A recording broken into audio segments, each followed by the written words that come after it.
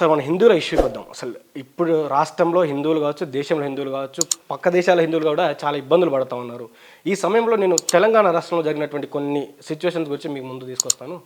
అసలు మీకు కానీ మీ పార్టీకి కానీ మార్వాడీలు అంటే ఎందుకు అంత ప్రేమ? మాకు మార్వాడీలు కాదండి, మాకు భారతీయులు అంటే ప్రేమ. తప్పుగా మాట్లాడద్దు. మాకు భారతీయులు అంటే ప్రేమ, భారతదేశం అంటే ప్రేమ, మా సనాతన ధర్మం అంటే మాకు ప్రేమ. అంటే ఎక్కడి నుంచో వచ్చినటువంటి మార్వాడీలు ఇక్కడికి వచ్చి తెలంగాణలో ఉన్నటువంటి ప్రజల్ని ఇబ్బంది పెడుతున్నా కూడా మీ అధినాయకత్వం కావచ్చు, మీ నాయకత్వం కావచ్చు ఎన్నిసార్లు మొర్రోని మొత్తుకున్న మాట్లాడినటువంటి పరిస్థితులు లేవు. ఈ తప్పు దోవనే మనం మార్చుకోవాలి. భారతదేశంలో ఏ మూలలో పుట్టినా నువ్వు ఎక్కడికన్నా రావచ్చు, ఎక్కడన్నా వ్యాపారం చేసుకోవచ్చు, ఎక్కడన్నా నివసించవచ్చు, ఎక్కడన్నా సొంత ఇల్లు కొనుక్కోవచ్చు. ఇది ఈ రోజు మా బీజేపీ పార్టీ చెప్పినది కాదు, బాబాసాహెబ్ అంబేద్కర్ గారు ఆర్టికల్ 7లో ఈక్వాలిటీ గురించి చెప్పినది. ఈ రోజు మేము ఏదో కొత్తగా వచ్చి బీజేపీ కొత్తగా రాజ్యాంగం రాయట్లేదు, రాసిన రాజ్యాంగాన్ని మేము నిజంగా పాటిస్తున్నాము.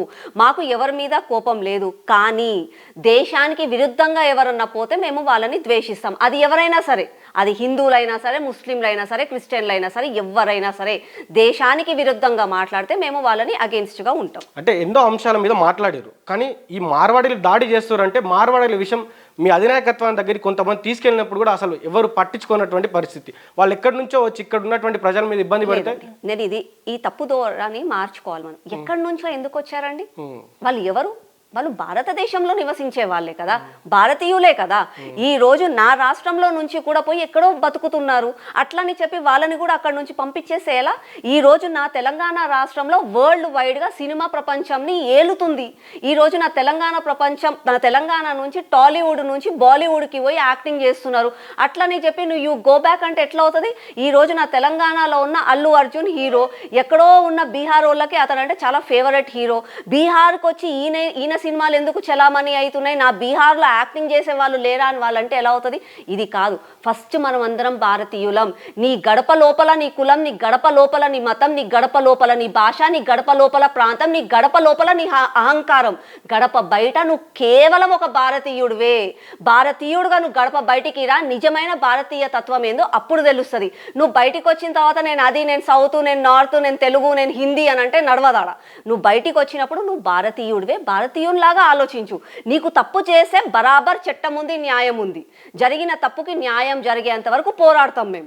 అంతేకాని కేవలం ఇద్దరి మధ్యలో అయిన గొడవని, ఒక సమాజం గురించి అయింది గొడవ, చేసిన వాళ్ళంతా తప్పు అనడం మాత్రం దాన్ని ఎవరు కూడా సమర్థించరు. ఇవాళ మీరు అడిగిన దానికి నేను ఒక ఎగ్జాంపుల్ చేస్తాను. మీరు ఒక పురుషుడు. ఈ రోజు ప్రపంచవ్యాప్తంగా మహిళలను అనగదొక్కేది పురుషులు అని అంటారు. ఒప్పుకుంటారా? మహిళలు ఇన్ని రోజుల నుంచి బాధపడుతున్నారు, వేధిస్తున్నారంటే పురుషాహంకారం వల్ల అని అంటారు. ఒప్పుకుంటారా? అట్లా అని చెప్పి నా అన్నదమ్ముళ్ళు, నా భర్త, నా నాన్న, నాకు తెలిసిన వాళ్ళు గొప్ప గొప్ప వ్యక్తులు ఉన్నారు కదా, అందరు పురుషులు మంచి వాళ్ళు కాదని అంటే ఒప్పుకుంటారా మీరు? ఒప్పుకోం కదా. సమాజంలో ఒక తప్పు జరిగింది, ఆ తప్పుని మనం నిర్మూలించాలి, కానీ ఆ తప్పుని సమాజం మొత్తంలో రుద్దడం అన్నది తప్పు. ఇప్పుడు మార్వాడి గోబ్యాక్ ఉద్యమానికి మీరు పాజిటివా నెగిటివా? మార్వాడి గో బ్యాక్ అనేది నేను 100% నెగిటివ్. నేను దాన్ని ఏ రోజు కూడా సపోర్ట్ చేయను. మార్వాడియే గో బ్యాక్ కాదు, బంగ్లాదేశీ గో బ్యాక్ అనండి, నేను దానికి ఒప్పుకుంటాను. టెర్రరిజం గో బ్యాక్ అనండి, నేను దానికి ఒప్పుకుంటాను. సూడో సెక్యులరిజం గో బ్యాక్ అనండి, నేను ఒప్పుకుంటాను. యాంటీ నేషనలిస్ట్ గో బ్యాక్ అనండి, నేను ఒప్పుకుంటాను. మార్వాడి వాళ్ళు నా సోదరులండి. ఆ మార్వాడి వాళ్ళలో ఎవరన్నా తప్పు చేస్తే ఆ తప్పు చేసిన వాళ్ళను పట్టుకుందాము, ఆ తప్పు చేసిన వాళ్ళకు శిక్షిద్దాము. వాళ్ళు మార్వాడీలు కాదు, వాళ్ళు భారతీయులు. తప్పు చేస్తే శిక్షిద్దాము. అంతేకాని వాళ్ళని ఒక ప్రాంతం పేరు పెట్టి, వాళ్ళ కులం పేరు పెట్టి ఆ కులనే తప్పు చేయడం మాత్రం ఎవరు కూడా సహించరు. ఫుడ్ జిహాదీ అసలు ఉందా, లేక మీరు కానీ మీ పార్టీ కానీ సృష్టిస్తున్నారా? ఫుడ్ జిహాదీ లేదంటారా మీరు? ఇలా లేదంటారా? మీరు చెప్పండి. పుట్టి పెరిగినప్పటి నుంచి ఇదే ఏరియాలో ఉన్నాం. పుట్టగొడుగుల లాగా హాస్పిటళ్ళు పోతున్నాయి, రోగాలు పెరుగుకుంటూ పోతున్నాయి. ఒకప్పుడు ఎక్కడో 100లో 1000లో ఒక్కరికి క్యాన్సర్ రోగం వచ్చింది అని వినేవాళ్ళం. ఇవాళ ఎవరిని అడిగినా కూడా క్యాన్సర్ అంటే ఏదో దగ్గు జ్వరం లాగా క్యాన్సర్ వచ్చేస్తుంది అని అంటున్నారు. దేనివల్ల వస్తుంది? జిహాదీ అవుతుందా లేదా? కల్తీ అవుతుందా లేదా? ఇది నేననేది కాదు, బీజేపీ అనేది కాదు. ఆ కల్తీని ఒక మతానికి ఎందుకు అంటగడుతున్నారా నేను అడుగుతున్నా. ఫుడ్కి మతం లేదా? ఫుడ్కి మతం ఉందా లేదా? మీరు చెప్పండి నాకు. ఆహారంకి మతం ఉందా? మీరేమంటారు? మతం లేదు అని మీరు అంటున్నారు. ఆహారంకి మతం లేకపోతే ఆహారం తినే పదార్థాల పైన హలాలని ఎందుకు రాస్తున్నారు? మతం లేదు కదా. మళ్ళీ మేము తినేది హలాలా కాదా అని చెప్పి ఎందుకు ఆలోచిస్తున్నారు?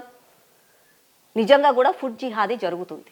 సరే, ఈ ఫుడ్ జిహాదీ జరుగుతున్నప్పుడు మీరు ఆ కోవా బన్ వ్యక్తి ఎవరైతే ఉన్నారో సమ్మక్క సారలమ్మ జాతరకు వచ్చి ఏదో ఆ చిరు వ్యాపారి అమ్ముకుంటే ఆ చిరు వ్యాపారికి ఎందుకు హిందుత్వాన్ని అంటగట్టి ఈయన ఒక ఫుడ్ జిహాదీ చంపడానికే వచ్చిందని ఎందుకు ఇట్లా చాలా రకాలుగా కూడా మీరు కూడా సపోర్ట్ చేస్తూ, అంటే ఎవరైతే వీడియోలు చేశారో వారికి సపోర్ట్ చేస్తూ కూడా మీరు కొన్ని వీడియోలు చేయడం నేను చూసిన. అదేవిధంగా చాలామంది తెలంగాణ నుంచి ప్రజలు అతని ఇంటికి వెళ్ళి కూడా పెద్ద ఎత్తున అతనికి సపోర్ట్ చేసి అతనికి ఆర్థిక సాయం కూడా అందించినటువంటి పరిస్థితులు చూస్తున్నాం. ఎట్లా చూస్తారు ఈ సిచ్యువేషన్ మీరు? ఫస్ట్ ఆఫ్ ఆల్ అండి, సపోర్ట్ చేసిన వాళ్ళని నేను ఒకటి అడగాలనుకున్నాను. ఈ రాష్ట్రంలో వేరే వాళ్ళకి బాధలు లేవా?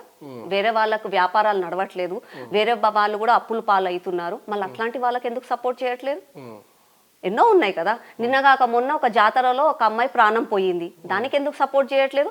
నా మతం ఏంటి అని చెప్పి అడిగి, నా ధర్మం ఏంటి అని అడిగి నన్ను చంపిండ్రు, ఆ రోజు ఎందుకు నోర్లు తెలవలేదు? ఈ రోజు ముత్యాలమ్మ గుడి పైన దాడి జరిగింది, ఆ రోజు ఎందుకు నోరు తెరవలేదు? కేవలం ఈ కోవా బన్ను కోసం ఎందుకు మాట్లాడుతున్నారు?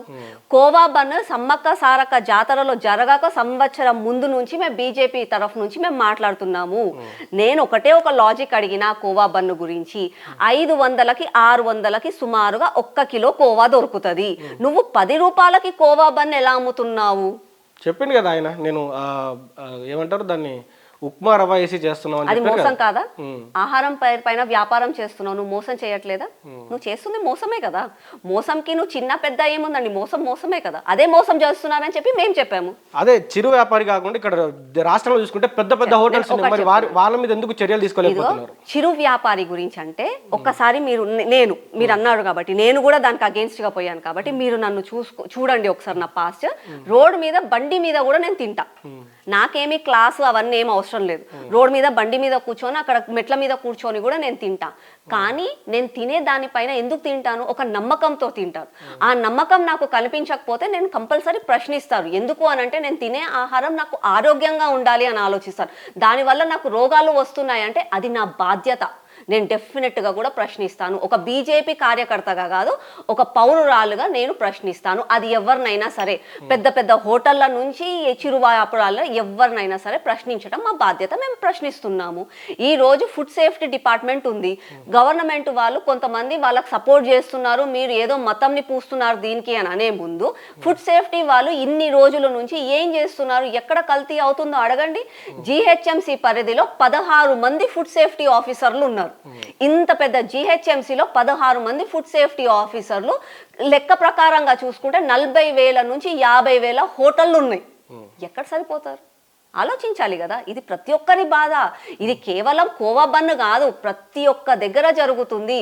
ఉప్పు, కారం, అల్లమెల్లిగడ్డ, పాలు, మళ్ళీ దాని తర్వాత చాక్లెట్లు, బిస్కెట్లు, సరే ఇవన్నీ తిని రోగం వచ్చింది, మందులు వేసుకుందాము అని అంటే ఆ మందులలో కూడా కల్తీ జరుగుతుంది.